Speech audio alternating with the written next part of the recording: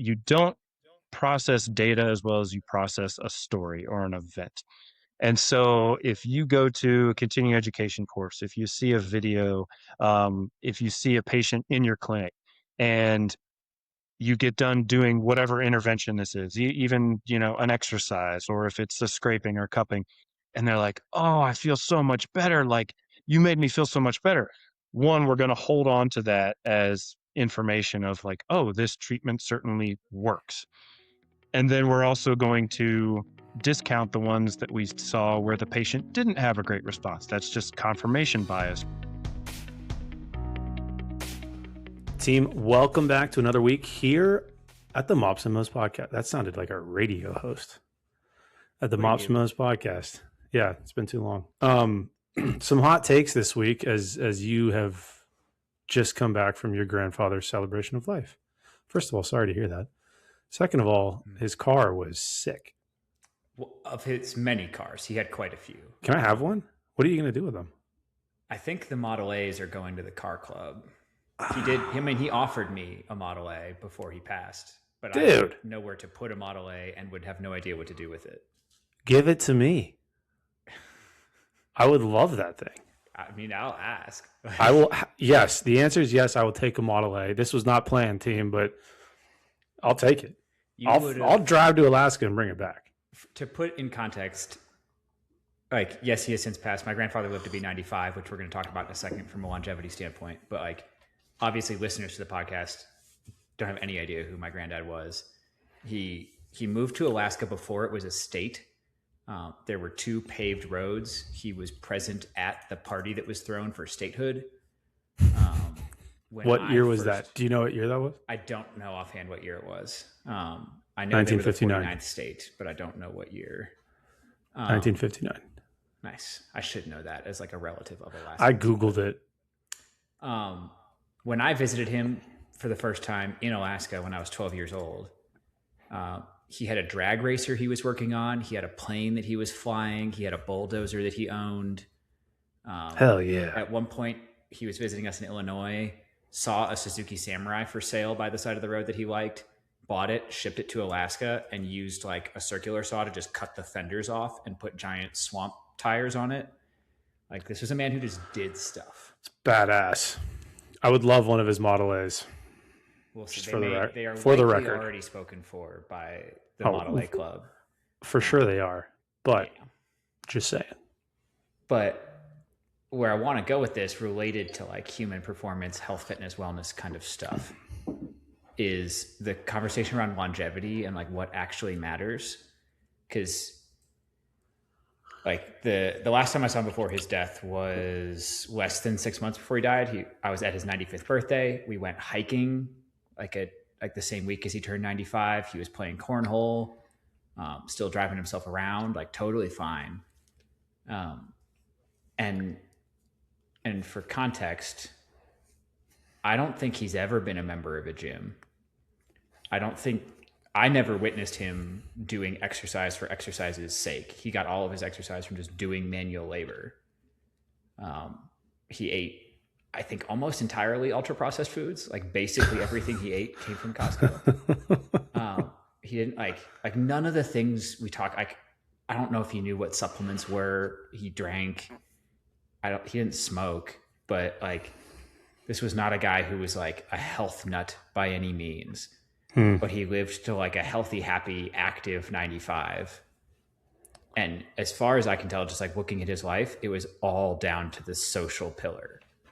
Like, oh, that's a good point. That was what kept him alive. And like, not just the social pillar, but being willing and able to pivot socially when like he lost core pieces of his social life as he aged or went through different family things and stuff. And I think we ignore that because it's like hard to measure. It's hard to grade. Like, it's something that, like, when you look at longevity protocols out there, it's all about certain drugs or certain diets or certain exercise regimens or zone 2. And he just didn't do any of those things. He just invested heavily in like social and community kind of stuff. That's actually a great point. And it makes me think of, I don't know where this was being aired, but you know all those blue zones? like Japan, and anytime they do documentaries of those places, the quote unquote old people they're filming are always like hanging out with each other, being super social. And yet we continue to focus on like how much fish The they diet, eat, yeah, or like how the bread is cooked or whatever. That's such a good take. Maybe, team. I mean, does Huberman have any podcasts on like being social?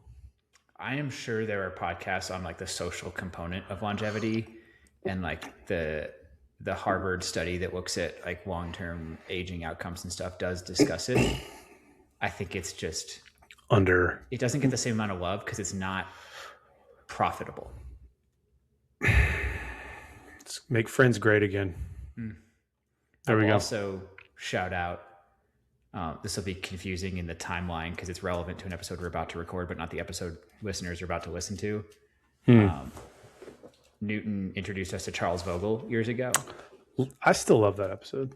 And a lot of the places, he made a great point that a lot of the places we go to gather socially are engineered to interfere with genuine social connection.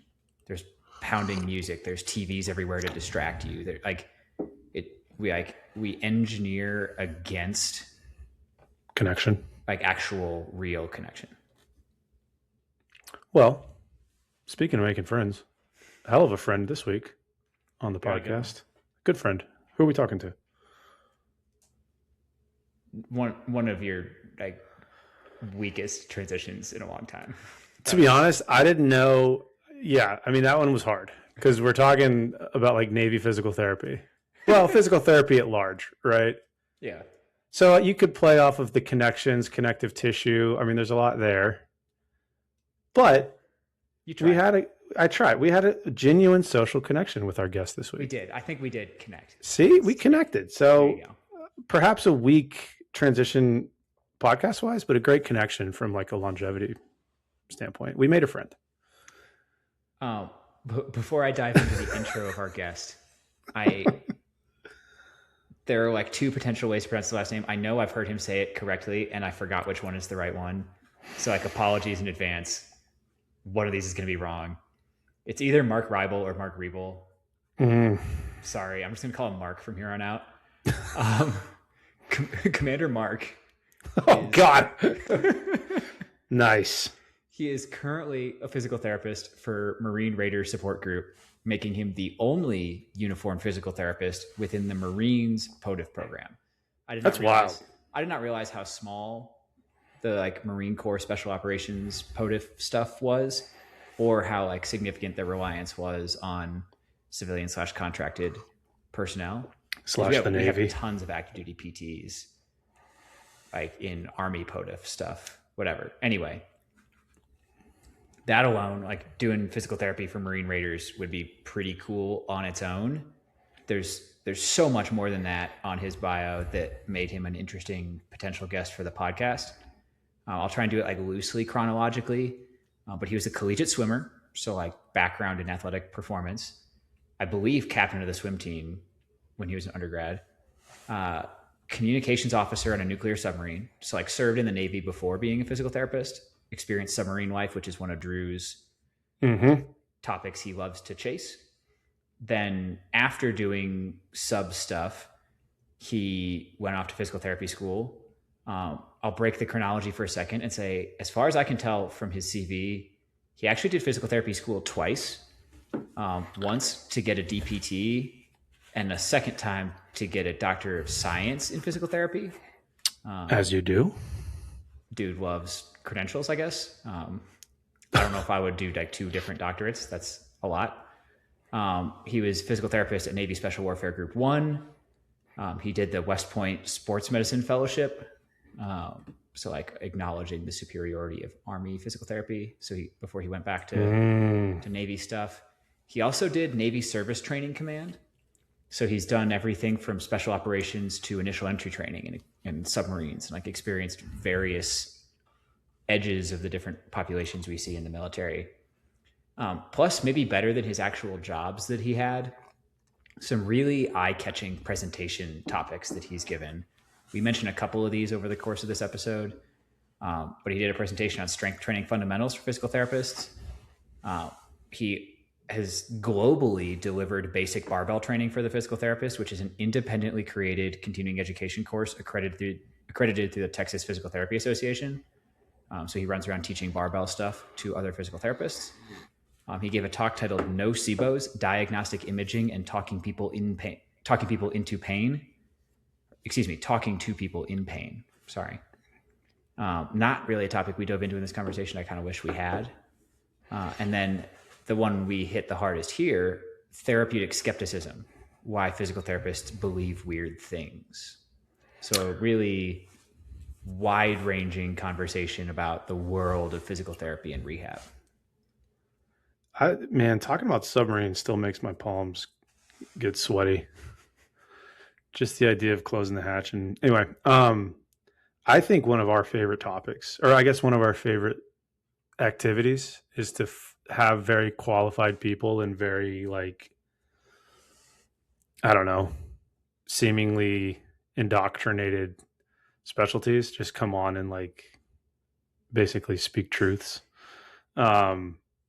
And this is one of those episodes. But to, in his credit, he's not like eviscerating anybody or calling anybody out. It's just an honest conversation about a lot of the modalities that I think a lot of people associate physical therapy with specifically. I would also be remiss not to mention, and we discussed this several times in the episode, but John, our friend John of the show, really likes Mark's hamstrings. Mm-hmm. And in fact, during a seminar, I think it is, and you guys will hear this very briefly, but in a seminar, it was in fact Mark's hamstrings that John was paying attention to as opposed to the subject material. So I just want to continue to beat that dead horse so that John never lives it down. But yeah, let's keep it real. During the recording of this podcast, I believe you were distracted by his biceps. I did. I said, this is a very fit gentleman. It's true. So anyway, team, we enjoyed our time with Mark. You enjoy your time listening to him. Enjoy. This week's episode is brought to you by Teamworks. If you have performance data scattered across apps, spreadsheets, group chats, it means things get missed. Teamworks brings it all together. Training, nutrition, scheduling, communication, all in one platform built for the people responsible for readiness. Learn more today at teamworkstactical.com. Listeners to the podcast over the last couple months will know that we do have our own in-house rehab expert on the team. We do have a physical therapist that works with us. He does our rehab programming. He helps answer questions for people that are on our training programs. John's fantastic. We did invite him to help with this episode because, of course, we're going to talk about some rehab-y kinds of things. We were talking about this pre-recording, so Mark knows it already, but a little bit of a small world moment. Mark did instruct a course for John, our rehab expert, back when John was still in physical therapy school. Mark, was it a course on deadlifting? Was it deadlifting in the context of rehab or what? I do teach a course for PTs on barbell training, but so it's obviously woven in with rehab and performance training. Yeah. Okay. So that's what John was supposed to be learning. As far as we can tell, John spent the whole time just admiring Mark's hamstrings. Yeah, I can only see Mark from the shoulders up right now, so I don't know, but I guess he's done a little bit of lifting. I'll pan out. Maybe you can check if you want. Yeah. I think the real question, and I asked this in as non-creepy a way as possible, were you wearing shorts or pants? If I was teaching barbell, probably shorts would be my guess. Okay. It's a little harder to move around and squat and do all that stuff in pants. No, that's a good point. I didn't think about that. So yeah, we wanted to make sure that we threw John under the bus there before we kicked Are you a long inseam or a short inseam kind of guy? That's a good starting question. What's the appropriate inseam length, Mark? I did just order a pair of shorts the other day. I went with 10, but I don't know if that's correct. Oh, he's a long inseam we'll guy. Find out.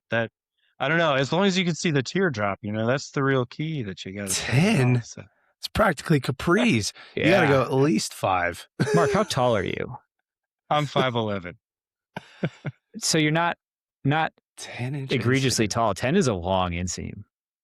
Well, then I may just end up exchanging those. The problem is there's so many options with clothes, and when we wear a uniform every day, you don't know how to dress yourself. What is the inseam for the standard military PT short?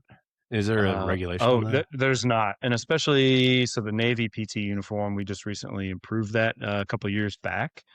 Before the sizes were quite a bit off, I would say, in my opinion.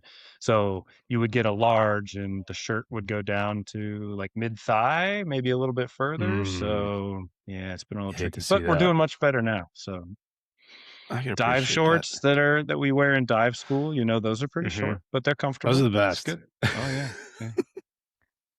Drew was asking like what the correct inseam length is, and I think those dive shorts are pretty close to the mark. Yes. Now the problem is when I went through dive school, that was before I did any powerlifting and I didn't squat, so I can't really put on my dive Nobody was shorts admiring your anymore. hamstrings at dive school. No, not then. No, definitely not. No. There is that God, this is a throwback, but that famous Navy SEAL documentary on what was it, National Geographic or Discovery Channel or something? The one where they went through buds with the yeah, class. Yeah. I think that was like the world's first introduction to those shorts. And to your point, like if you can easily spot who's done legs and who hasn't because it exposes, it's a double-edged sword. If you've spent quality time, they're very complimentary. If you haven't, it's not good. That's true. That's true. But hey, sky's out, thighs out. So go for exactly. it. So Mark, you mentioned going to dive school. I gotta get up to speed on your career pathway here. I do see that you were on a submarine as a communications officer. You were clearly not yet a physical therapist. What was the pathway from there? Like, how did you end up in dive school, and then how did you end up as a physical therapist? Sure. So every complement of every submarine has a complement of divers. We have a dive locker on board. So doing basic ship's husbandry inspections, we had to unfoul the anchor once or twice, a few little things like that. So you send a handful of guys to dive school. I was fortunate enough to go because I was a swimmer in college, so I was comfortable in the water. And on the submarine, there's not all that many guys who are fit. So, fortunately for me, being one of the guys who was fit, I got to go. I was the last class that went through dive school in Pearl Harbor back in 2006. Sick. So that was a lot of fun. Like we got to do our qual dives on the USS Missouri, the Mighty Mo, the battleship that's there. So, which is in the movie Battleship, if you've seen that one. So, yeah, so we got to dive on that and lots of fun. Good times there. But dive school, like that was part of the submarine career. And I did a whole bunch of different jobs on the boat. And then on my shore duty, I think I just lost you guys connection. Mark. Hey, did I get you guys back? Can you hear me okay? This is such a cool story. I know. We're bringing this back up whenever he gets back. Yeah. The clock is still running.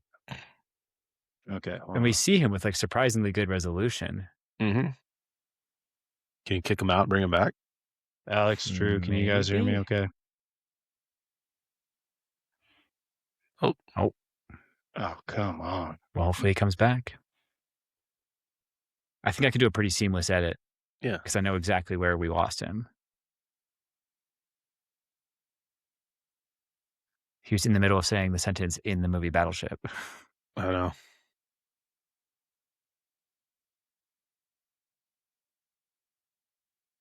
I do want to ask him submarine questions. What a wild career trajectory, dude. Man. I think he did 3 years sub life, a year or two as like a financial analyst for Navy Special Warfare, and then physical therapy for the rest of it.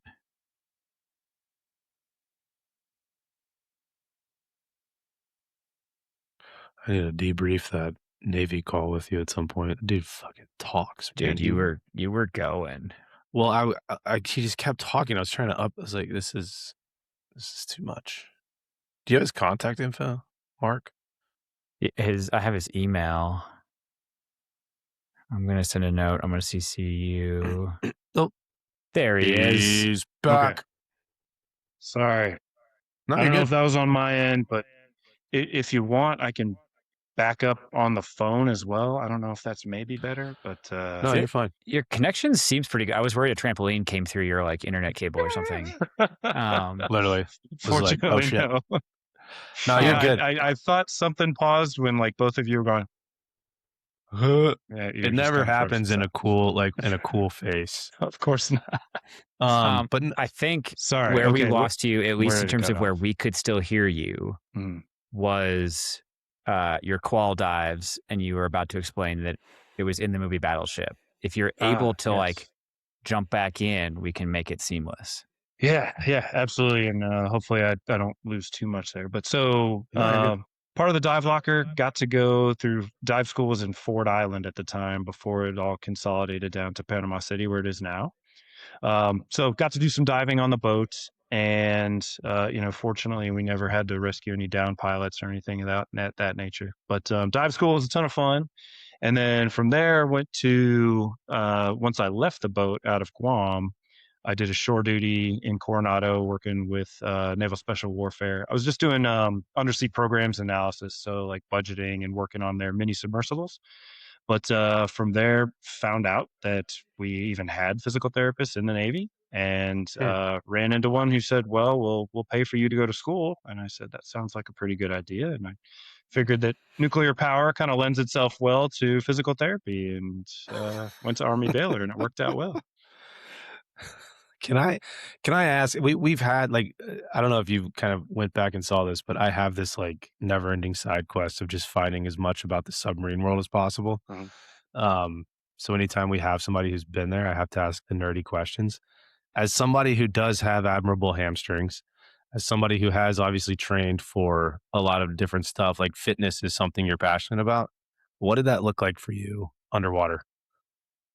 Well, we had limited assets. So, we had a treadmill that was right next to the main engines. I think we had one or two stationary bikes and maybe one or two sets of adjustable dumbbells. So I would just try to get in something. And, because I always knew even if I didn't sleep an extra 30 minutes, like I felt better doing something. On my engine room tours, I would try to get in a couple sets of push-ups, like on each level in the engine. You had to go through the engine room, review all the watch standards logs, help to coordinate different things. So I would do, a set of 50 push-ups on each deck. And then from there, you could find a couple places in the overhead to hang on to something that wouldn't break and do some pull-ups. But it was a lot of maintenance work and just trying to stay sane for sure. God. I believe our last submarine guest, we did like a whole episode on subs with him, but that was a good episode. I enjoyed that. I think he said like the environment militates against fitness. Would you agree with that overall framing of it? Absolutely. I mean, I think one, the lack of sleep was probably the hardest barrier. But when you combine that with the relatively low oxygen levels and relatively high CO2 levels, and just the general stress, there's not a whole lot of guys who are going to take the effort to get in some fitness. But then at the same time, you got to think the population you're pulling from, which is, you've got most of the boat composed of nuclear trained individuals. And those folks are nerds like myself. We majored in chemistry and physics, the math guys, things like that. So usually physical outlets are not our thing. So there's not a whole lot of guys who are really pursuing the physical side of human performance. It's really intelligence is the coin of the realm on the sub. And it was like, how much nuclear power, how much ship driving things, tactics can you learn and can you demonstrate under conditions of a lot of stress, a lot of lack of sleep. And then to set the stage for some of the future conversations we're about to have, once you did that physical therapy transition, it looks like from my reading of your resume, you've done it in like a pretty wide variety of different settings and populations. I'm seeing like initial entry training. I'm seeing special warfare. I'm seeing officer training, like normal kind of medical setting stuff. I even see one little like detour where you realized that like all the training you'd gotten was from the Navy, so you needed to like step up your game. You went to West Point for the fellowship. Got some like high quality physical therapy education. Has the perspective of doing it in so many different settings, athletic, not athletic, younger, older, special operations, conventional, has that shaped your approach to physical therapy, rehab, injury prevention at all? Definitely. And I would say not only the variety of patient populations has been more of kind of the shaped like how I apply, but the tools, I would say I almost got a lot more influence from my rehab, from my background of strength and conditioning knowledge, like leading into that, which I hesitate to admit, but like many of us, I'm a recovering CrossFitter. So that was sort Hey, of my introduction to, real more formal types of strength and conditioning. same. And yeah, but really CrossFit, like for, the faults that it has so many wonderful things about it that introduces you to a whole world of, I never knew Olympic lifting or kettlebell stuff, or that level of intensity was something I hadn't experienced in years. And so like it kind of affects you, and then you can look at that and apply those types of principles still in a structured manner to rehab from there. But then obviously, like depending on who you're dealing with, I tend to find now, especially, it's more of how much oversight, how much guidance am I giving? Right now in special operations and at the SEAL teams too, you're dealing with individuals with generally very high levels of self-efficacy and are very motivated. You can give them the two or three things. All right, do these, give me some feedback, come and talk to me in a week or two. How is it going? Modify it. Whereas someone else who is not as fitness minded, you may need to see them a little bit more frequently to monitor their progress a little bit more, give them a little bit more guidance on those sides. So the question I have coming off of that, because to set the stage, if people don't know, a lot of conventional military embedded human performance is built on theoretically lessons learned from special operations human performance. And I do think about that a little bit in terms of I can't think of a better group that would respond well to basically any treatment whatsoever, like better than the special operations community. You're talking about like high self-efficacy individuals. They believe they can get better. They are motivated to do the work. Like I think I don't know if I have a question at the end of this. I'm just ranting at this point, and we'll see if you have a response. But the like we run into this problem of some people, and it's probably a greater percentage in conventional military than it is in special operations. But some people are seeing medical providers with the desired end state of a disability rating rather than the desired end state of returning to high performance.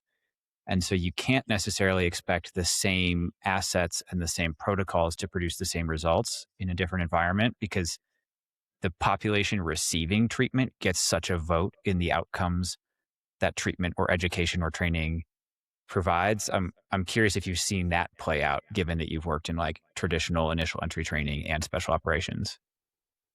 It's unfortunate, and I'd hope, and I still believe that that represents a very small minority of the patients we see. I think the by and large, most individuals do want to get better, but it's unfortunate, and you have to acknowledge that we do have in our system an incentive, or rather, let's say, a disincentive to get better. If someone is frustrated with their job, they're getting a hard time in their shop and they can't keep up at unit PT. Well, a light duty chit or a profile is a way to get out of it. But I think that's also us on the provider side of the house who can look at those issues and address it in terms of, is this a safety issue that you need protection from, or is this something that, yes, I understand you're struggling, but here's how you're going to get through it. Here's how we modify it. Here's how to get stronger. So I have run into that. And certainly I think you see an uptick in the medical usage, as someone nears separation or retirement. But at the same time, that's also a good thing too, right? Because especially with special operations, but anybody, if you've been seriously injured in some form or fashion in the military, well, if you're getting out, if you're getting ready to retire, you want to make sure that you get the care you deserve when you separate from the service. So it's on our end of the responsibility spectrum to kind of deal with those issues and handle them appropriately. That was a very optimistic take on it. I appreciate it. That does kind of bring us to the one I got most excited about when I was looking at your resume. Without me doing a preamble, I'll just let you take off on this one because you're the expert here. You gave an APTA talk titled Therapeutic Skepticism, Why Physical Therapists Believe Weird Things. Awesome title, by the way. Fantastic title. Thank you. I would love to hear from you, and I don't know if you're rusty on the topic or not, but I would just love to hear from you what you mean by therapeutic skepticism and like what the highlights of that phenomenon are. Yeah, that was talk was a lot of fun. I did that with two of my good friends and colleagues, and it was kind of our, let's say, response to what we believe that we've seen over the last, especially 10 years or so, especially with social media, but Hmm. kind of a collective lowering of the bar of what is considered evidence. And so, we got up there, and while I think some folks in the audience probably wanted us to just, pick a modality like cupping or scraping and just skewer it, but you can find plenty of that stuff on social media. It was more of like, what are the principles that underline all those, that you would believe that you're realigning fascia with cups or with a foam roller, or I'm putting a bone back in place with manipulation. What are the commonalities, faults of thinking that would lead us to believe some of those things? So we put together more of a talk of like kind of how does critical thinking work? How does skepticism work as it applies to physical therapy? I told some stories about the death of George Washington and about Plato, and I drank a bottle of homeopathic sleep medication. And so it was far from something that you would see at your typical medical conference, but hopefully we educated a few folks and entertained them along the way too. I want to ask you about that because I see you mentioned social media, right? And obviously that's where a lot of this stuff lives. And I've always had that question of like, I have to assume these are intelligent humans, but they are, they're either getting paid to believe that this thing works, whatever it is, or they genuinely, like you said, just have absolved themselves of critical thinking skills. Like, what how does that happen? Like, what is it? What are what is this phenomenon that we're dealing with? Well, to take the optimistic approach that Alex referred to previously, what I'd like to think is that I think there's less malice of intent, and Mm, maybe it's just kind of a misunderstanding some of the default ways of thinking that are hardwired into us that kind of get there. But sort of what we default to oftentimes is like it. You don't process data as well as you process a story or an event. And so if you go to a continuing education course, if you see a video, if you see a patient in your clinic and you get done doing whatever intervention this is, even, an exercise, or if it's a scraping or cupping, and they're like, oh, I feel so much better. Like, you made me feel so much better. One, we're going to hold on to that as information of like, oh, this treatment certainly works. And then we're also going to discount the ones that we saw where the patient didn't have a great response. That's just confirmation bias, which is hardwired into us. And then on top of that, we start attributing causation to the things that we did. I did this thing, therefore they got better because I did that thing to them, rather mhm, than the whole big picture of there's a lot of factors that go into pain, there's a lot of factors that go into recovery, and sort of how do you sift through that? Whereas the easy, simple explanation of if you're busy, you got 50 things going on, maybe you're trying to run a private practice, you don't want to think about why people are getting better. You're just like, how do I make them feel better now? Make them come back, try to run my business. I got to take care of my kids, do whatever. So to get into all that nuance and all those details on that, a lot of times that's a pretty heavy lift that folks don't want to take. And so you get the easy answer and you move on. mm. So Mark just hit the optimistic version. I feel the need to introduce some of the pessimistic version, and both of you alluded to social media, and Drew does not do any of the social media for Mops and Mo's. That is my cross to bear, and it's Mhm, also like probably the biggest limiter on my health, fitness, and psychological wellness. exactly. But there is something that happens when you like run a page and see what people react to and don't react to, Mm, and people like to blame the algorithm for the way social media is, but the algorithm is just feeding people more of the kind of things they're predisposed to react to. So yeah. it's not the algorithm that deserves the blame. It's kind of human nature that deserves the blame.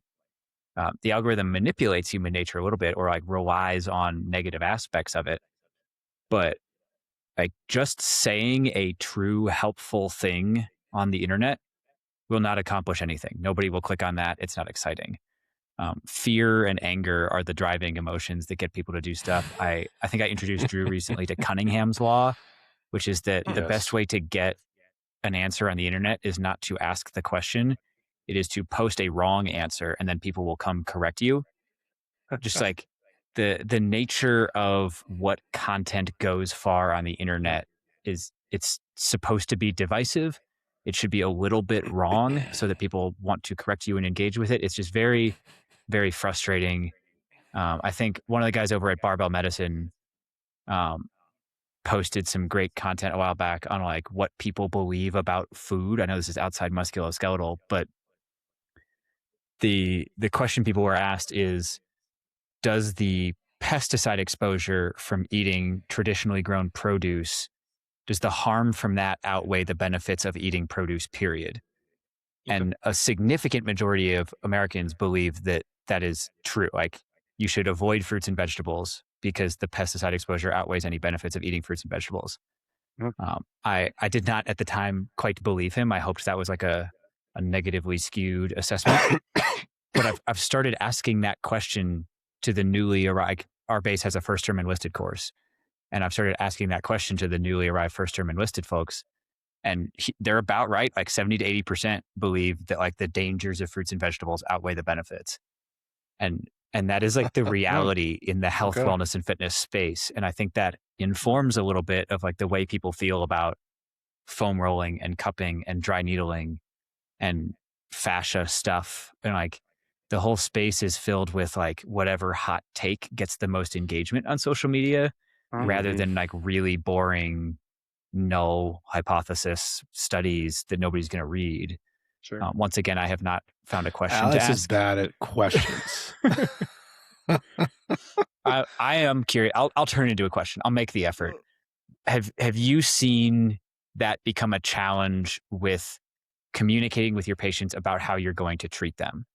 Because I so often see people come in and rather than asking for like a diagnosis and a plan from my physical therapist, they will come in already knowing the treatment they think they need. They'll come in asking for an adjustment or a manipulation or dry needling or something like that. I'm curious if you've run into that and how you navigate that through this lens of therapeutic skepticism. Sure. And freely speaking, I do some manual therapy. I do some periodic needling on folks. But it's also with the clear explanation and context of like, what are we doing here? And I will tell them like, this is just an intervention to modify your symptoms temporarily. We'll give you some pain relief, but that will allow you to then do. Maybe it's these exercises, probably more likely it's let's modify your overall load and training plan for a period of time before we get back into it. But I'll explain it to them that way. Now, as far as someone coming in and requesting something, if it is something that I routinely do, like, manipulation is real quick and easy, I can do that. But again, I will explain to them as well, like, we're not putting something back in place. This is not the thing that will fix you, but, we'll give you some relief. I think where it gets tricky is getting into some things like cupping or like scraping, which I don't routinely do because I'm like, man, this has taken a while and I could be having them do something else to modify their own symptoms instead of me doing it. But that's just navigating and dealing with like kind of good customer service stuff.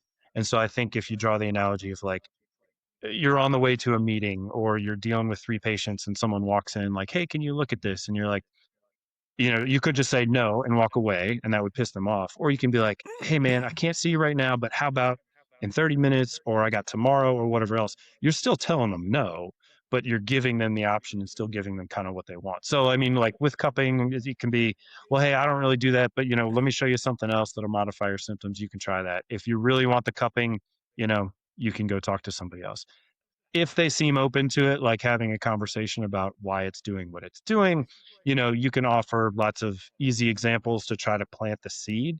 But it's rare that you're going to be able to convince somebody, right there in clinic that, hey, this is just something that's going to modify your symptoms for a little bit of time. I guess in like a weird way, my question off the back of that is like with physical therapy and really with these kind of like I don't know, manual type therapies in general, is it more about providing the objective research-based solution to their problem, or like shepherding them to something that they think is going to fix in like a placebo way the problem they think that they have? Does that make sense? I think so. And if I understand your question, I would say that what we probably do is, we get into this profession because we want to help people. Hmm. And I think our perceived the way that we believe people perceive us is we almost feel like we have to over justify kind of our position. So it's like, you Hmm. come in to see me, I need to do something right now to you to make you feel better now. So some of that is like what I would consider a worldview of, if you feel that you as a therapist, your position, your role is to do everything you possibly can to alleviate those patients' symptoms now and hopefully get them on the right track? Or is it just put them on the right track and kind of go that way? So I use the analogy of, I consider myself like a fiduciary, where if you come to me and you want to get wealthy, I'm like, hey, you should diversify and you should, invest and spend. And after a while, you will get better. Versus like a crypto salesman who says, aha, your fascia is out of line. I'm going to Mm. fix you right away. And I am the one who is in control. Because that's the other piece of this that a lot of us don't like, who are, again, not anti-manual therapy, but sort of more of like, let's put the ball in your court, in that if you come to me, Drew, and you've got back pain, and I'm like, your pelvis is out of line. You're like, oh, I didn't even know that you're so smart. Like, and I'm like, oh, Yeah, yes, well, yeah. I'm trained in how to do this. And you know what? Let me show you this magic thing that will make it feel better. I'm the one in control of your pain, and it puts me in the driver's seat. So you're coming to me as the expert. Whereas if I'm like, hey, Drew, you probably overdid it a little bit. This looks like a little strain. Here's what you can do to get better. That means you're the one in charge of your pain, and it empowers you, gives you that internal locus of control. So I think it's kind of how you Mm. view your role in patient care, really. I love a podcast guest that brings up internal locus of control on their own. I love one that brings up I am a fascia. nerd. I can't help So it. there you go. So like, okay, I'm going to go back to Instagram, right? Like when I see these videos and the dude's like hovering his hands over the thing, and then he like does the pelvic thing, and then the person starts crying, and this is like saved their whole life. Is this just a sham that they're all invested in and they really think something's happened here? Or like what's going on? Do you mean the provider or the recipient, the I patient? guess both, Okay. maybe. So a lot of kind of ways to look at it. Well, one, and a lot of times we don't know, right? So you're seeing a snapshot of somebody that will feel better immediately. We Mm, don't know how they felt an hour later. We don't know how they felt a week later. We don't know any of that. So it's the same thing along the lines of like faith healers, right? Like I will fair. never dispute that people feel better or that they feel different. It's, why do they feel better or why do they feel different? And that's when you got to do the boring stuff of like, well, let's do some placebo controlled trials, and let's do some ones that just have a control arm where they get no intervention. So that's how you can break out Hmm. specific effects versus non-specific and contextual effects, and try to see what is the real effect. Now, again, the person who is offering that intervention, a lot of times it's like, well, hey man, I've seen my patients get better. And that to them is as deep as it goes. I personally think that if you're an educated provider, or even, a strength coach, like you've been through school to do things, people look to us for answers. We should give them the best information that we have that gets as close to the truth as we possibly can get it. Hmm. The situation I think of when you discuss that, and I've loved watch. So I'm not a medical provider. I'm just a nerd who like reads about this kind of stuff, but I get to watch a lot of medical providers do their thing. And my favorite one to watch is when a patient comes in to see a physical therapist, explains what their chiropractor has told them about their situation You know, and like the help they need now from the physical therapist. And there's this like, you get to watch the face of the physical therapist as they decide like what to engage on and what not to engage on, and like what to allow belief of and what to not allow belief of. And it's just such a fun, like you said, it's customer service stuff. Like if a patient comes in, tells you a story about themselves as they understand it, the best way to win them over is probably not to be like, you're completely wrong. Like that doesn't sit work. down. shut up. Like, that's not really how you do like bedside manner type of stuff. That's why Alex does Instagram, though. It sort of is. I do Gets not. more I do not clicks. do There you patient go, more care. views. But I don't want to drag you through what your audience kind of expected from that therapeutic skepticism talk, where you go one by one through like foam rolling, cupping, dry needling, trigger points. But if you had to concisely address like what the common misconceptions are there, do you think you could like provide us like a quick hits, like what's happening, what's not happening, how to think about it? Because I know a lot of our audience is probably not ever going to like read the research on those things and might want to know what you mean by like giving them space to do an intervention that might have more meaning when they get that internal locus of control. Like where do you stand on those common hot topic ones? The dry needling, the fascia stuff, the cupping stuff. How do you feel about those? If you're on a human performance team, you know how it goes. 9 or 10 platforms, spreadsheets, Facebook groups, signal chats.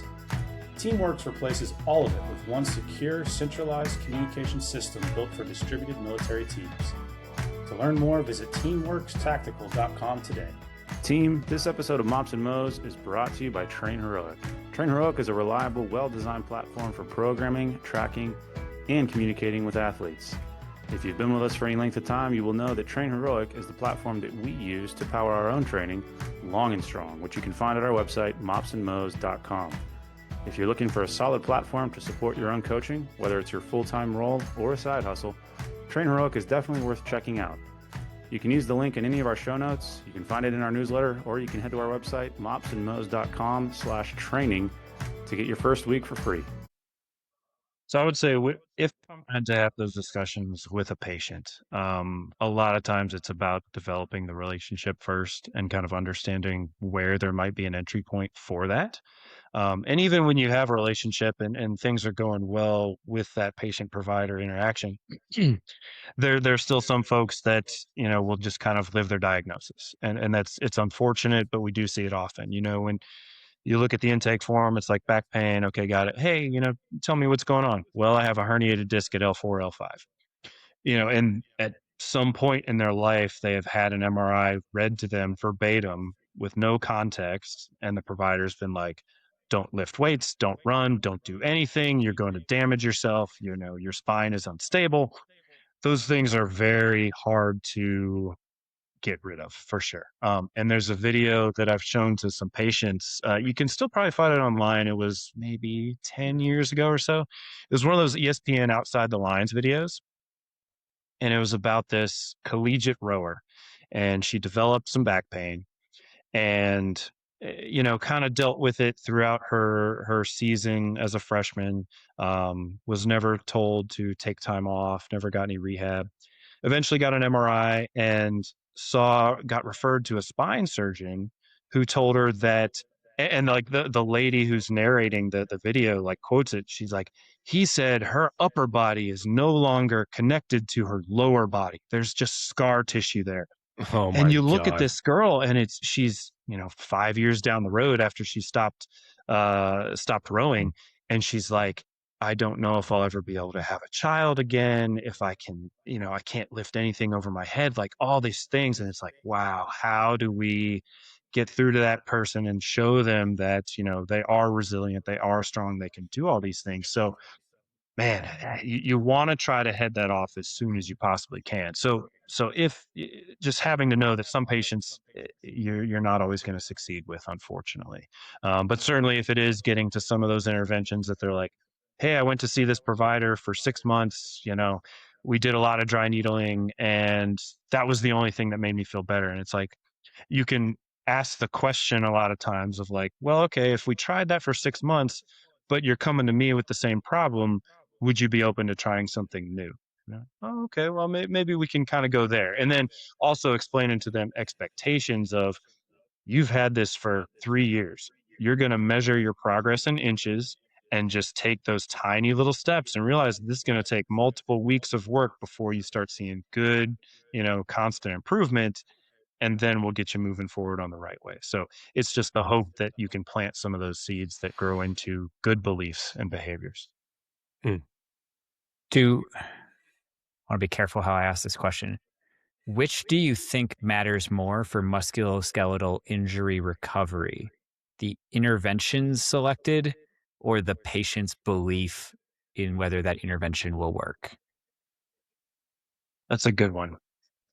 I don't think you can separate those exactly, right? So it's because the patient will need to buy in to some degree, unless you're talking like, hey, this is an ACL repair and we're trying to get you strong. Obviously, the strength improvements are just going to take weeks and you just got to hammer at that type of stuff. If it's pain relief, you're often going to need to show somebody some sort of change like within session, is what we would say. Some modify things there. Now, when you said intervention, that's where I think our profession over the last 5, 10 years again has like it's doubling down on let me do something to you as the therapist instead of like, Mm-hmm. let me show you how you can, replicate this thing. Or even if it is something I do to them, it's like, cool, well, here's what you need to do to represent or replicate that same thing. Again, sort of you're the one in charge of your condition and your pain to get them to buy in, to get them to do things rather than like, let me keep doing different things to you. I'm going to get weirdly semantic for a second because you've hit on two versions of a thing I care about. One is I think it's meaningful that physical therapy is called physical therapy. Like when you think about therapy, it's usually superficially obvious to people that like it's your journey, like you're going to have to do the work, you're going to have to make the changes. And I think that's also true in the physical therapy world. The other side of it though is that I think it's also important that healthcare is called healthcare. Like the power of a person just caring about you Mhm. is like more significant than I think we give credit to in a lot of cases. So it's those competing things. Like it's still therapy. Like this is the journey you're going on. The provider's not going on the journey; they're just guiding you. Mhm. But at the same time, we have to show them that care because that does seem to be core to how healing happens. Um, that was a weird sidebar. Now I'm going to ask a hard pivot question. Well, I um, think you're right. And I think I would say to you too, there are many ways that I can show caring, right? I mean, think Mm-hmm. about like again the default. Like I was trained heavily in manual therapy, like the Army Baylor program. We have quite a bit of manual therapy, and so you can use manual therapy as like I am giving you care.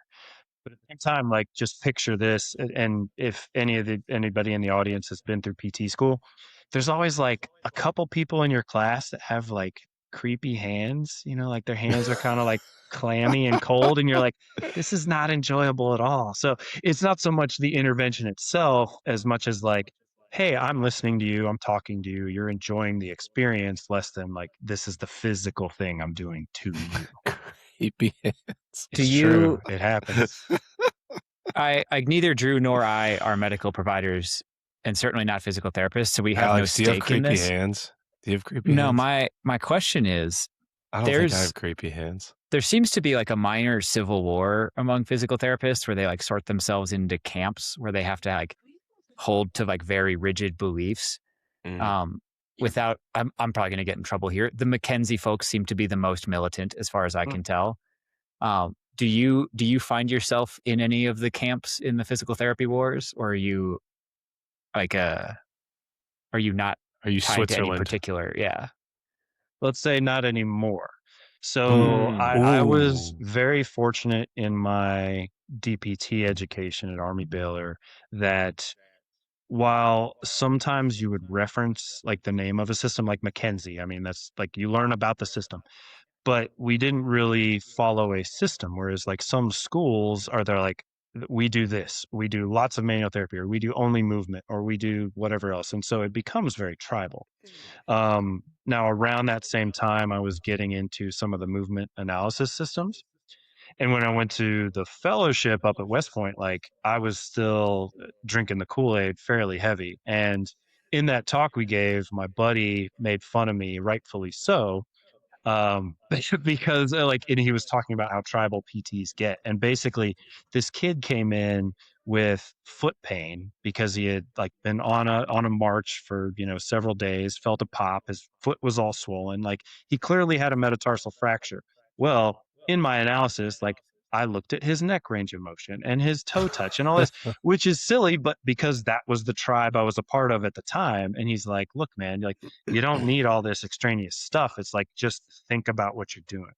And so at the fellowship, also extremely fortunate to go through that program, because what we did, I was still of the mindset that we were going to learn some magic tricks and do all this like on field stuff. And I'll be able to wave my hands and, someone will be pain free and they'll get back in the game. And we read a research design and stats book cover to cover.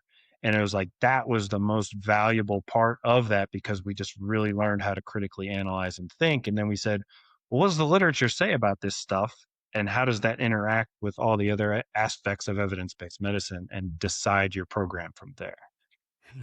Before I let you off the hook, I am embarrassed as a guy who like works in the human performance space, because you gave enough hints in there that I know the methodology you're talking about.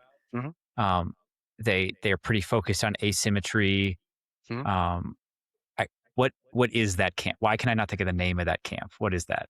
So, well, I don't know if there's any issues with mentioning a particular brand, but so I did my research on the SFMA, Selective Functional Movement Assessment. That's what it was. Yep. And after doing my research on it, that's actually why I used it less, because Not the one I was thinking of, but well, functional movement systems is functional movement that's system. the one in the strength No, and that's conditioning. FMS. No, there's still Yes. one more. There's one extra layer where they talk about your breathing and like where your organs are placed. Is it PRI? Is that the one you're talking Yes, about? postural That's restoration. also, Now we're there. that's real big in like, especially like baseball. They use that stuff a lot. And I have some like people who are friends that they're still friends. Like if you're listening to this, I'm not going to say your names, but like you're going to be mad at me because I just said something mean about PRI. You can text me and we can talk about it. But like I have a few friends that are big PRI people. Whoops. So I would say that's one of the tribes, certainly, that's out there. And when I was at the fellowship, we were assigned different topics. And actually, I looked into that, like breathing pattern dysfunctions. I'm like, let's see what the literature says, see where it kind of goes from there. And unfortunately, the literature doesn't support it, or it's very poorly done. There's just no information to it. Now, I've seen a couple little things that you're like, well, why is someone not seeing through that? So I remember there was like this assessment you would do. You would be mobilizing the ribs, and you would kind of flatten out the thoracic spine on the table when they're laying supine, they're laying on their back. And you would check their shoulder internal rotation. You would have them do a couple breathing exercises, like essentially flex the thoracic spine, and then their internal rotation would improve. And it's like, all you're doing is changing the position of the thorax, which then changes the position of the scapula on the thorax. You're not really affecting the glenohumeral joint. So am I the only one seeing that the emperor's not wearing clothes here? So I don't know, man. I'm just, you go through a fellowship and you become pedantic and annoying, and I'm just like the wet blanket for anything new and fancy. That's what it comes down to. So are there, and I'm thinking about this through a strength and conditioning lens, because the bridge between research and application is one that I don't think we've quite figured out. With physical therapy, are there like pockets of this space that are, sort of ahead of the research in a way? And I say that because like CrossFit, for example, and I'm a recovering CrossFitter as well, but I think through that sport, quote unquote, we saw a lot of things that went against what we would have traditionally held to be true through research, i.e., you can never snatch 300 pounds and run a 5-minute mile. There's just no way. But people were doing it. And then here we are years and years later, and you're starting to see, oh, that actually is, a thing, and here's why. Does that same like situation exist in physical therapy, or does it not carry as much weight because of the medical application of things, so to speak? I think it does. I think it's just one of those that whatever that thing is, we won't really know for, another few years once you've got the data on it. I mean, certainly I learned dry needling, 12, 13 years ago, something like that. And at the time, a lot of the research coming out was extremely positive. Everything looked really good. And it still has a massive effect size for immediate pain reduction. But what I think is more interesting now is as you look into some of the research that compares the well-designed placebo controls to the real intervention, and you see that, a certain percentage of that immediate effect. Like, I'm referencing a study that we did that we mentioned in the talk. It was in 2024, and it was a systematic review and meta-analysis that looked at placebo-controlled trials compared to intervention. And what they did is then you can look and say, all right, placebo group got this much better, real intervention got this much better. So that means of that benefit, that much is due to placebo. So like dry needling was somewhere in the low 80 percentile, even though it's a huge effect size for pain reduction. So the pain goes down, but it's more of the contextual effects, more of the fact that you're just kind of introducing a painful stimulus as opposed to like you're releasing a trigger point. So point is, like, we see the new things, we should definitely explore them, do some research on them to fill in the gaps, but we don't need to make a decision now or jump on it like it's the best thing since sliced bread. You can just kind of like hold back. I guess, yeah, I've never been one of those like really enthusiastic early adopters, if you will. Placebo is a hell of a drug. You have me wondering though, like you said, like one of the reasons that dry needling is so good for immediate pain relief is you're introducing a different painful stimulus. Like, has anybody studied just like hitting people in like an uninjured body part and whether that affects like pain reduction in the injured body part? The punching approach. It wouldn't surprise me if there's something out there, but what that's kind of getting at is what we call the gate control theory of pain. And if John has mentioned that before, it's you're just kind of raising the background so it decreases some of the pain response you're getting. But we've had those type of treatments, like heroic treatments is what they're called. I mean, we've had them for centuries. That we used to use cautery for different things. You burn people. I recently was traveling overseas, and that's still a used folk remedy, if you will, for different ailments. Like, they burn a stick and they like poke it all over the kid's head, and that's supposed to cure what he's got. But you're introducing again a more painful stimulus. It's the major pain thing where the guy gets shot, and I'll take your mind off that pain and yank the finger back. But again, like, then you start looking at, well, dry needling. Let's look at that. It's like, well, are you doing electrostim with it? Well, now you're introducing a second variable, and we know electrostim, because it's stimulating a lot of the background nerves, we know that has an effect. So is it the needling, or is it the electrostim, or is it both of them combined? We don't really know.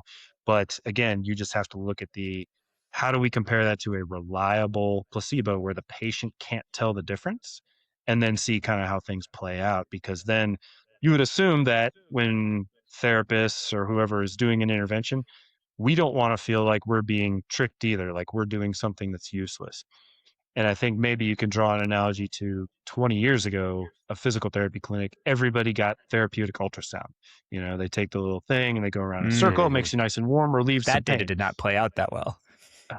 No. And so, well, that's kind of what happened, I assume, is that once the data started coming out of, well, if we don't even turn on the machine, people feel just as good. And the therapists are like, well, then why am I bothering to do this? So when some of those data start coming out, then you can push it down of, hey, 5-10 years, maybe we'll start adopting that in the clinic. What he's referencing is therapeutic ultrasound has a very obvious, like well-controlled, like matched placebo option, which is you do therapeutic ultrasound, but you don't turn on the machine.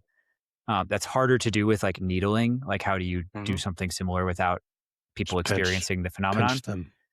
But they were able to do it with ultrasound studies, and it turns out it doesn't really matter whether the ultrasound's turned on for therapeutic purposes. Diagnostic, whole different thing. Like guided injection is a whole different thing. Like, there are uses for ultrasound. I'm not saying ultrasound itself is dumb, but therapeutic ultrasound turns out doesn't matter whether the machine is on or not. Whoops. Well, and it's the same thing with manual therapies. Those are very difficult to do a reliable placebo control.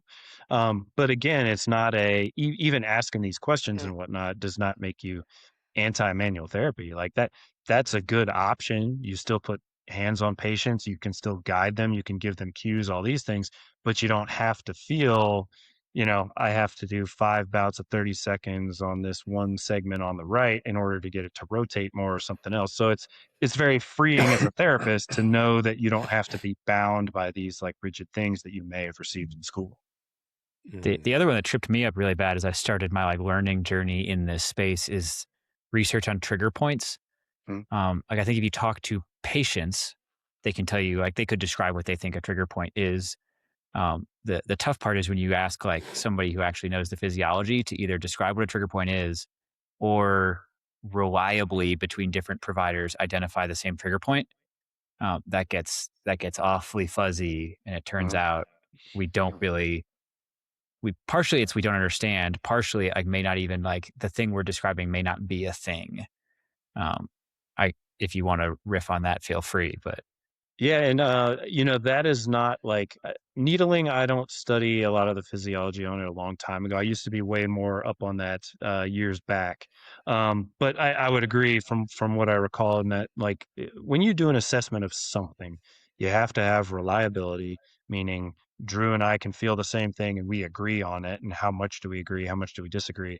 And then you have to have validity on it as well in terms of like, are we actually assessing what we think we're assessing? And trigger points are tricky because as you're going along, you can find painful spot on somebody.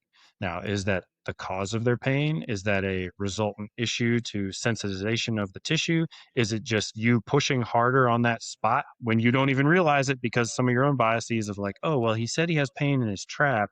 You start squeezing that trap. They're like, oh, yeah, that's really sensitive. Well, is that because of that? Because of like the issue that they came to see you for? Or is it because you're squeezing it more? So that can also feed into a little bit of confirmation bias of like, I'm finding what I'm looking for on you as the patient and go down that route.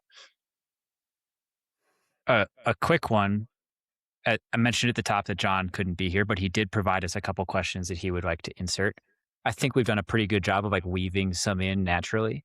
But I'm just going to ask one word for word here. This is from John.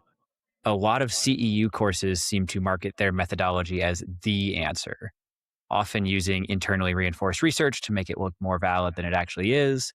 How do you think clinicians should approach these systems critically so that they can avoid the dogma or the tribalism, but still pull out the parts of it that are generally like actually useful? Mhm. I think that people providing Con Ed courses to some degree, you want to sell your stuff more than anything else. You want to say what those benefits are, especially if that is your business model. Providing the top quality care is not always the same as running an effective business. You have to be a good business person for that. Now, how to sift through that type of stuff? That's where I think doing some basic homework of everyone who's gone through, let's just say PTs for right now, since that's my profession, we have a rudimentary understanding of how to look at research. It's like just basic stuff. You don't need to know how to calculate a t-test or anything else. But if you look at some of the research that they provide you, it does take time to do some extra homework. But that gives you one sense of, are these studies done well? But then I think what you can also do is do some kind of mini experiments, if you will, like on your own in the clinic. So don't oversell something like, because you get these long-winded, very like potentially pseudoscientific explanations for what you're going to do. And you will kind of memorize that and parrot that back to the patient. So you're really setting them up to feel a little bit better. So if you give them no salesmanship whatsoever, try your intervention and then just ask them, does that feel better, worse, or the same? And then you can kind of tabulate your own results and just see where it kind of fits in. Because then you can also, if you get to the point, you can step back and look at something and say, what are the principles that are kind of behind this as opposed to the specific method? You mentioned your friends who do PRI. I think one of the tricky parts to get at what they apply is like they have exercises that have 20 steps or something. So to imagine that a patient will be able to execute that on their own is kind of dubious as it is anyway. But then also they give you the messaging that this exercise must be done 100% correctly. And if it doesn't work, it's because the patient is doing it wrong. And it's like, well, it's already taking the onus off of you as the therapist and putting it all on them. So that gives you an easy out. So instead, you could say, all right, if I think that I'm going to alter someone's posture, let's not tell them that I'm altering their posture. Give them that exercise and see what happens. And if it does affect their posture without you telling them to sit up straight or get in this position, then maybe you're having an effect. But if it's not changing it and they're just moving around a little bit, well, then you can kind of move on from that system. I guess speaking of systems that are overly complicated, and I'm asking this on behalf of Alex because I don't know if you're aware of the crusade he's been on. What are your thoughts on the pose method? I know a little of pose. I don't know it all that well. Now, from my understanding, my Army friends, I guess pose kind of got put into Army doctrine at some point, and I guess now they're sort of backing off. Um, it's kind of like a lot of things, you know. Pose will work very well for some people, and they'll really enjoy it. Probably what you're getting at though is that you're distributing the forces elsewhere. So for some Mm-hmm. folks, it's going to feel a little bit better. For some folks, it won't. But at the same time, all those people, excuse me, that have kind of adopted pose, what necessitates kind of that shift, or even like whether it's not pose or like, you know, kind of midfoot, forefoot striking, is what we always see is like, all right, we're going to decrease your volume and intensity down to here. We're going to gradually kind of build back up. So we Mm-hmm. attribute it to, aha, is this new way of running, as opposed to, well, we backed you off. Then we gave you Yeah. a much slower chance to adapt to the stress that we're applying, and now you feel better. So again, we attribute that cause to its pose or its cadence increase or whatever else. It may have been that we just allowed them to adapt a little bit better. That makes sense. Yeah, but someone really smart told me that you don't process data as well as you process a story. So Yes. maybe So if you have a story about people in Africa running with bare feet, then you should all run that way and it will solve all your problems. There Yes, you go. absolutely. Yeah. we are going to move towards a close, but I did want to touch on one other topic before we do. I saw that you helped stand up the Future Sailor Preparatory course. Mhm. I did a little bit of like background, not that helpful work on the Army's Future Soldier Preparatory course. I also weirdly grew up like 10 minutes from Great Lakes Naval Station. Oh, very nice. I'm curious what that looked like for you, what that like how you saw it working, how you saw it, like whether you think it's been effective or not, and then like a borderline political question of do you think the raw material that the American populace is providing the military in the form of recruits is like either weaker or stronger than it has been in decades past? So future sailor prep, you know, unfortunately, like so many projects is like you start to stand these up and you don't get to see the results because I was PCSing at the time. But Mm-hmm. I think at its core is like that is a great idea for folks who on the physical track, right? You see, you got the physical track, the academic track. We modeled it off Future Soldier, um, but especially when you look at the physical track, it's like you've got some folks that are really motivated to serve, but either through just, you know, lack of knowledge or whatever else, like life situation, they haven't been able to meet the physical standards. So let's teach you how to do that and kind of go from there. Academic track as well, it's like you've got some guys that are motivated, but maybe they're just not good test takers. So we're going to kind of help them with test taking. So you know, I stood it up and helped to put together the training plan, which was essentially just like a very slow progression of calisthenics, of running, of everything else to try to get them to basic training standards. I've only seen data from, you know, Navy Times and some other outlets that it seems to look like it's effective. I'm going back there, so I'll be curious to see sort of what data we've tabulated. So excited to see that. Now, as far as like providing the raw materials, and when this is where we have to insert the I'm Mark Riebel, and I'm speaking as Mark Riebel, not as the representative of the Navy, Marine Corps, you know, Special Forces, et cetera, et cetera. Um, well, so we know for years that the percentage of young individuals who are eligible, physically qualified for the military has been dropping down. Now, at the same time, like a lot of that is due to some issues we did when we switched over to Genesis and like flagging different medical issues and whatnot. So it's not entirely just we haven't worked out enough.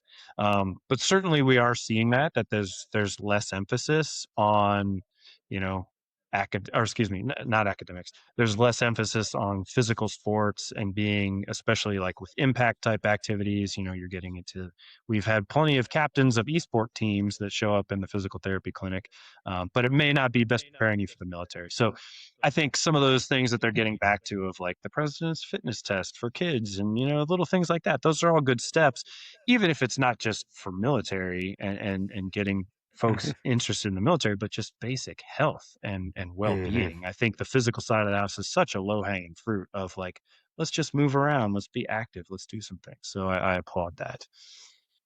Just sneaking in a quick one before we go to closers. I do think we've all seen like the 70% of American youth are not eligible for military service number, like all that kind of stuff. I firmly believe that like the health, fitness, and wellness of kids and young adults is the most obviously nonpartisan or bipartisan issue that I think everybody could care about and agree on. I think we screwed up in a couple ways. One comes back to that social media thing where we can only activate people around polarizing subjects. So like the fact that everybody agrees is almost a problem that prevents us from taking any action on it. And then two, parents are going to be the ones responsible for most of the change that matters when it comes to like the physical activity of their kids. And I cannot think of a worse way to motivate moms in particular to get their kids more physically active than to say you need to do it so they can serve in the military in our next war. It's just not a great sales pitch to the people who are actually going to do the thing you want them to do. Again, that's just Alex Morrow, not speaking on behalf of anybody or anyone. I just cautioning people that like the military readiness sales pitch might not be the one that your target audience is the most receptive to. Agreed. Yeah, absolutely. We want you to be, a soldier. Well, a soldier is a great profession, but, we want you to be healthy and capable and doing different things too. I want to ask you a physical therapy variation on a common closer we have, and it's the kind of changed your mind, double down on the thing. But for you specifically, I want to know if there's a modality you thought was like super dumb, but ended up being pretty effective, and then vice versa for the second part of that one. I'm not a big modality guy anyway. Like, I mean, even when I was all about, like, I did a lot more needling and manipulation in the past. Now I still do it somewhat, but far less. But even when I did it a lot, whatever that would be, I was still much more on the exercise side of the house because, and especially like in my role now of like I just did a trip overseas to see some of our deployed guys. I'll see these guys for 1 or 2 days and then probably never again. So is it more worth my while to do an intervention that'll have a modification of pain symptoms for a day or two? Or is it better for me to spend my time saying, do these 2 or 3 things really well? Here's how to progress them. Here's how to monitor your overall load. Here's how we can modify these things. I think that's a much better use of my time. So I would say I've gotten away from some of the modalities a little bit more just after having, thought about like what is the mechanism that this is working on. Okay, scraping. Here's one. So like ASTIM or whatever you want to call it, when Graston, any of those different modalities. And I forget who was talking to about it, but it's like, if, let's say this was one of the tools and I have an issue with my fascia and that's the cause of my problem. So I'm going to kind of scrape it, realign the fascia, make it feel better. Well, if it has the power to realign damaged fascia, it also has the power to misalign normal fascia. So if I do it in the wrong way or on the wrong limb, or if I foam roll in the wrong direction, it's going to mess me up. And you're like, but it's not messing people up. So is it really doing what I think it's doing? So it kind of gets me away from some of that stuff. Can I sneak in a question about like overestimating the power something has? KT tape. Is it doing stuff? It gives you kinesthetic awareness, so makes you more aware of that thing. Now, not specifically like KT tape or some of the more stretchy tapes, but like there are some tapes that you can use that we learned from the athletic trainers at West Point that will help to unload some stuff, which might help a guy, get through some practice or things like that. But certainly I know some of the taping companies will teach you that like, oh, if you, pull distally, it will facilitate the muscle. If you pull proximally, it will inhibit the muscle. But that's not how physics works with tension and things. So it's not really doing that. But does it make some people feel better? Yes. If you compare it to the placebo taping, you just do a tape job there. That also has the same effect on it, but it doesn't look as cool as when you have all the spider webs and stuff. One thing that on the taping, sorry, just to wrap that up, I remember this study blew my mind because this was at the fellowship. We talked about it, and it was looking at a study that looked at if you've ever seen, they cut tape in a web, like especially for ankle sprains. And they're like, this reduces swelling. And you see it again, you see that picture in your head. You're like, there's lines there. It's clearly reducing the swelling. Well, the problem is what we're assessing with our eyes is what it looks like, not the amount of edema or effusion that's there. So the study took taping and non-taping, in that spiderweb pattern. But what they did was they measured the volume of the limb as it was submerged in water, which would tell you how much edema is present in the joint. And when they compare those, there's no difference in the amount of edema or the change. It just moves it somewhere else. And you're like, what the heck? So again, like, do I trust my own eyes? I probably shouldn't. That's why we do research. So kind of cool. I always thought KT tape was best used for taping your thumbs for hook grips in Olympic lifting, just the flexibility of it. And that's where it stopped for me personally. Well, going back to stories versus data, like I have looked at some of the research. I've talked to people who are experts on it, but like the one thing that still trips me up is I can vividly remember I was a lieutenant for about a year of my lieutenant time. One of my roommates was a physical therapist, not military. She was actually a pediatric physical therapist. But I had this old ankle injury that limits range of motion in my right ankle. It's still within the range that we'd consider normal, so it's not a huge problem, but it is, I can't pistol squat on my right leg. I can pistol squat on my left leg. Not a huge like occupational limiter. Like that doesn't actually affect my day-to-day life in any way. It's just kind of annoying. I got to put something under my heel if I want to pistol squat on my right leg. And she did this like spiral taping job on my right ankle that gave like, I don't know if like placebo was hitting really hard that day or what was going on, but like miraculous instantaneous improvement in my like right ankle mobility. That was also how I found out I have contact dermatitis. And so certain adhesives are a huge problem. So I didn't really trade-off. I didn't get that done in the future because it was worse when my skin freaked out. But you got a pistol. I swear. There you go. I swear it improved my ankle mobility in that moment significantly. It may have. I mean, certainly. So when you apply tape to certain things, again, like you'll get a very complicated explanation of like, oh, it's lifting the fascia and helping it slide better or something along those lines. It's probably more along the lines of like, okay, this is giving me some more awareness. Maybe I do a couple reps. I kind of work through it. Now I feel like I can get to a better position. So yeah, if it helps you feel better, awesome, man. Like let's go ahead and do it. Is it beneficial because of why it's being sold that way? Perhaps not.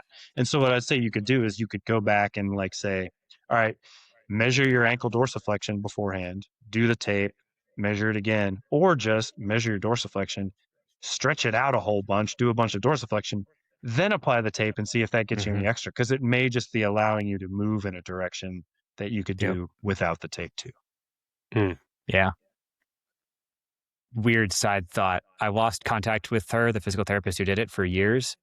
She reemerged much later. Children's Hospital burned her out. She got massive compassion fatigue. Now I think she's like a farmer in rural Washington, not doing medical treatment anymore. Okay. I mean, burnout providers is, that's a big concern these days. That's an episode for another day. That'll bring us to a couple less academic closers, less thoughtful closers, maybe. Very thoughtful, less academic. Sure. I'll take one. Drew will take the other one. And I'll ask the first one on behalf of John, who is not here. We have only seen you from the chest up, but he has seen your full body. He's seen you deadlift. What are your favorite exercises for hamstrings? If I have to do hamstring stuff, or maybe just lower body in general. Please say KT tape. Yes. Well, with all things are done with KT tape. My training for a while has been like my primary knee dominant exercise has been rear foot elevated split squats. You can really load the heck out of those. They're not glamorous, but it's a great alternative for if you just don't really want to do the axial loading of a squat. If I'm going to go for hamstrings, I've been doing more hex bar deadlifts these days over the last year or so, but I'll throw in some RDLs here and there, and then I do some kettlebell swings here and there. So that's all good too. John's about to go crazy on kettlebell swings and hex bar deadlifts. Let me ask you, does he not like those? Is that no, he aspires to, enviable hamstrings, I have to assume. I'm going to ask you the same question. Let's go upper body this time. Let's go chest, biceps, triceps. abs, traps, shoulders, all the things. This is a question coming from podcasters who've watched you like reach up with a polo shirt on for the last hour or so. There you go. Listeners at home, this is an episode where you should check out the video. Mm-hmm. Well, these days, man, I don't have too many impressive numbers anymore at 45 now, but my weighted pull-up is still okay. I've had that as a good part of my diet for a while now. I did tear my right bicep doing that, so I took a little while off. That is such a ball knower drop to like throw in your weighted pull-up as your like go-to lift. Like that's when this guy knows what's going on. Because my bench is whatever. It's like, this is my weighted pull-up. What is it? Can I ask what it is? Okay. Post-surgery. So I had my bicep repaired in 24. So I've worked back up to 70 pounds now. I did it for 4 the other day, that was okay. But part of me is like, how heavy do I need to go? Do I want to risk re-injury? Is it worth it? But what was used the pre-injury? To be much higher. Yeah, what was the pre-injury max? I want to say it was 152. I have to go back and dig at through a body my weight. logs. At a body weight of what? At the time, I was probably about 215-ish. Somewhere around there. Yeah, that was like one of my only good lifts that I had, But you got to pick a lift that nobody does. That's one of my only good lifts, and I weigh like 40 pounds less than that. And you weigh more than 40 pounds less than that. Mm. Yeah, you're right. I weigh more like 50 pounds less than that. Yeah. Were you the biggest dude on the submarine? Not Is that like tallest, a thing guys aspire to? Like I'm the biggest dude on the boat, man. I feel like on a submarine you aspire to be small, so you're not banging into stuff. Not on the submarine. I mean, that's like, besides being the biggest guy on a submarine's like, I don't know. I'm good. I don't want to say some really politically incorrect analogy here, but like, you go play like dodgeball with elementary school kids, like you're going to be the best, like we're just not the physical types on submarines. So. I don't know if it was a Dom Mazzetti thing. I think it was Casually Explained, where he talked about like the ultimate goal is just not being able to fit through doors. And I feel like that's easier on submarines. On a submarine. I had the same thought. Like I can't get into the thing in general because I'm too wide. Yeah. I mean, I hit my head enough on valves and things that were low hanging for sure. So worked out. Oh, man.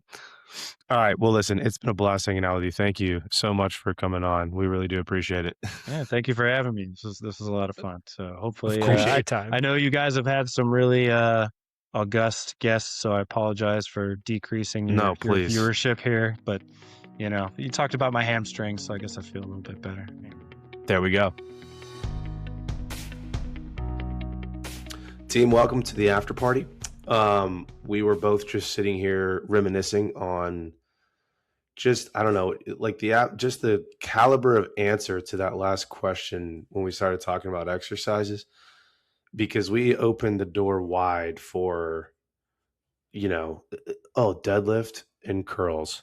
And instead we got Bulgarian split squat or rear foot elevated split squat, if you will, and weighted pull up, which is such a sick, like, man, you throw around the word ball knower quite a bit, but that is the pinnacle as far as I'm concerned. I almost think that we should, since we've like pretty much at this point officially retired the desert island piece of equipment question, I think having people pick some of their favorite exercises might be, that could be the next evolution. It tells you a lot about a person. It's almost like that old question, like, what's the most embarrassing song on your iPod? You could ask, like, what's that one exercise you do that you don't want people to know about, but you secretly love? Like one that I do, the people that work with me will know this. I think it's called a loaded spine car, which is controlled articular rotation. Go ahead. You strap into a belt squat, but instead of squatting, you bend over and you basically just do like a cat cow with a load. Like you could do this with a dip bar, I guess, too, if you want, but you cat cow your spine, flexion, extension, under load. Why that setup versus just a Jefferson curl? Well, because you're staying at 90 degrees. You're not bending all the way over and then, opening up. And then you're loading. So you're in a belt squat, but you've hiked the belt up onto your. No, it's in the same place. You just lean over. Like I throw my arms over the handles, basically. Yeah. and then they call it the stripper move when people walk in on me. Now I get it. Yeah. And what's worse is our belt squat machine is right next to the door that you walk into on the gym. So I make eye contact. You're just twerking. Yeah, I make eye contact with a lot of strangers while twerking under load. But anyway, I love when we have physical therapists come on and just kind of like, I don't want to say bash the industry, because Mark, he's very professional about how he went about his work there. But shine a spotlight on critical thought. There's a surprising lack of critical thought in, human performance writ large. And it's refreshing to hear it kind of thrown out so eloquently, I should say. I feel like, and I kind of worked this in during like the main body of the episode, but I feel like the vast majority of our audience almost certainly only listens to the audio for this. We have started pushing these episodes on YouTube, so maybe people are catching it there. Spotify does have the video on there. Even if you don't listen to the whole episode on video, make sure you catch a segment where like he lifted his arms up, because he said he's like post bicep tendon repair, not hitting the numbers he used to, but like big dude, solid arms. I know, great looking arms. And for John, great hamstrings. I mean, you love to see it. I think, I can't get away from the fact that there's like highly educated people who still think, cupping's doing something. And I know we've talked about the placebo. Maybe we should do a placebo episode. Not to like stir up stuff. But I was recently at the H2F symposium. You were there for part of it. You dipped out pretty quick. Were you there for the part where a general officer recommended that we train medics on dry needling and cupping? I was. Yep. So that they can quote unquote do H2F things when they're in like deployed environments. Yep. That was tough. Yeah, there's something there. There's a name for this phenomenon. I just don't know what it is. A collection of names, maybe.